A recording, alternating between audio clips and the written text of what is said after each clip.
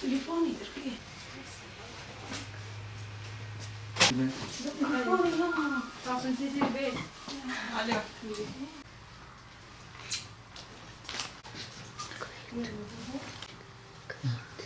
Malumunuz olduğu üzere Mardin Umut Kervanı, Mardin merkez başta olmak üzere Yeşilli, Nusaybin, Mazlı Dağı ve çevre köy ve mahallelerde insani yardım çalışması anlamında yetim ve muhtaçların umudu olmaya çalışan bir sivil toplum kuruluşudur. Bunu tabii ki sizin katkı ve desteklerinizle yaptık ve yapmaya devam edeceğiz. Yine atalarımızdan günümüze gelen bir gelenek, bir töre var. Bu çerçevede bizim alakadar olduğumuz bir mesele oldu.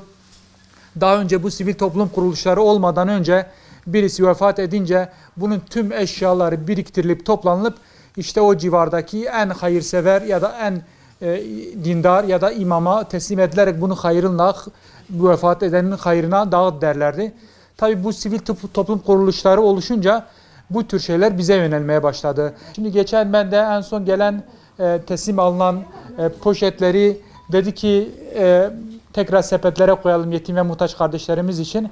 Tabii bir çantayı açtım. Çantayı açıp bırakırken böyle biraz hüzünlendim işin doğrusu. Her pantolonda birer kemer duruyordu ve belli ki kendini seven, kendine değer veren bir zata ait bir çantaydı bu ve hemen aklıma şu düştü. Büyük ihtimal bu vefat edenin birisinin çantasıdır diye ve en son gömleklerden birisini elime attığımda bir poşetle karşılaştım.